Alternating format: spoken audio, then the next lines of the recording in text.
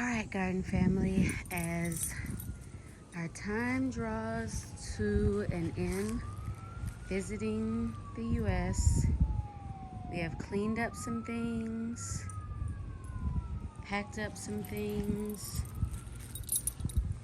closed down some things, harvested some things, as you could see. The garden is ready to sleep quiet until I return. We cleaned up all the different areas. If you remember the first video, how rough things were looking. We did leave my hibiscus flower because I just love that. We cleaned all this up. Got all that trimmed down. Those roses will grow back big, full, and beautiful. This fig tree, this one and this one, when I say they are seriously outdoing what I thought that they could do, they are amazing. I mean, each year we were having the trouble, as many of you have, where they were dying back, but it has gotten to a point in its growth stage where it does not die back anymore, but it just grows beautifully and bountifully.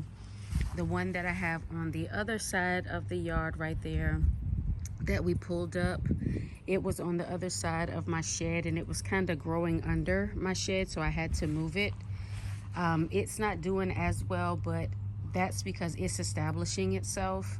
Now, of course, by the time I leave to go back to my zone 8, Germany, the figs will not be ready, but whenever my mom comes over, her and my sister, to check on the house, there will be plenty upon plenty of figs waiting for them.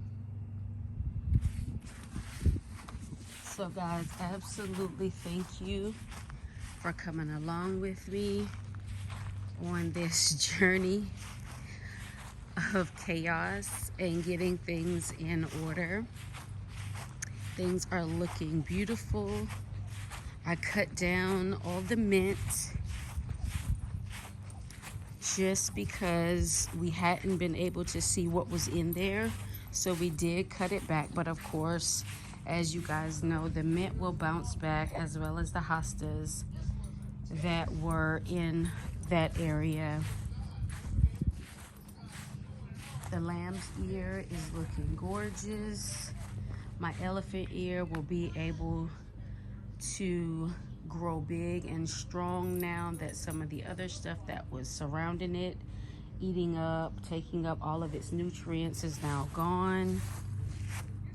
This area is looking beautiful again. The lamb's ear is looking good.